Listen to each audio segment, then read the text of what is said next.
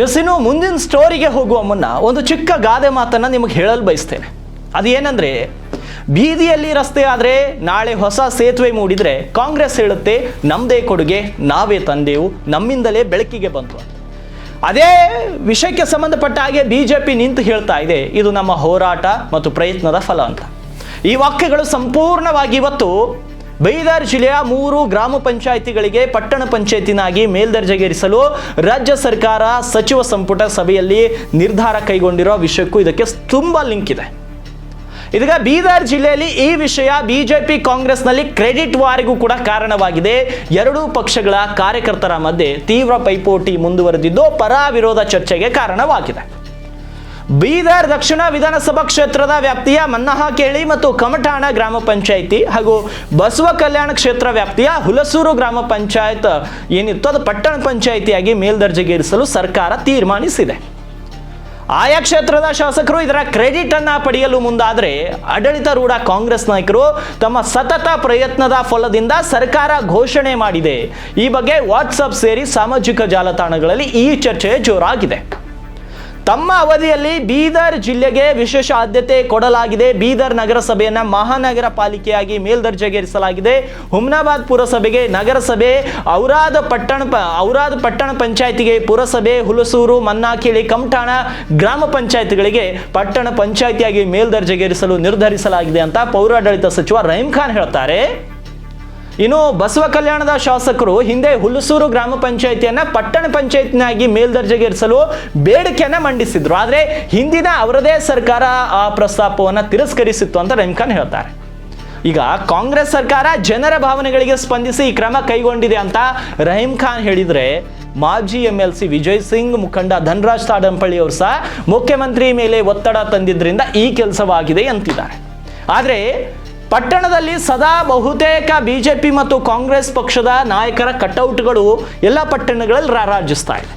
ಇದ್ರ ಜೊತೆಗೆ ಇದಿಷ್ಟು ಅಲ್ಲಿ ಬಸವ ಕಲ್ಯಾಣದ ಸಂಬಂಧಪಟ್ಟಂಗಾದ್ರೆ ಬೀದರ್ ದಕ್ಷಿಣ ಕ್ಷೇತ್ರದ ಕಮಠಾಣ ಮತ್ತು ಮನ್ನಾಕೇಳಿ ಗ್ರಾಮ ಪಂಚಾಯಿತಿಗಳಿಗೆ ಪಟ್ಟಣ ಪಂಚಾಯಿತಿಯಾಗಿ ಮೇಲ್ದರ್ಜೆಗೇರಿಸಲು ಸರ್ಕಾರ ಕೈಗೊಂಡ ತೀರ್ಮಾನ ನನ್ನಿಂದಲೇ ಆಗಿದೆ ಅನ್ನೋದು ಡಾಕ್ಟರ್ ಶೈಲೇಂದ್ರ ಬೆಲ್ದಾಳೆ ಹೇಳುತ್ತಿದ್ರೆ, ನಾನು CM ಮೇಲೆ ನಿರಂತರ ಒತ್ತಡ ಹಾಕಿ ಕೆಲಸ ಮಾಡಿಸಿರೋದಾಗಿ ಮಾಜಿ ಶಾಸಕ ಅಶೋಕ್ ಖೇಣಿ ಹೇಳಿಕೆ ನೀಡ್ತಾ ಇದ್ದಾರೆ.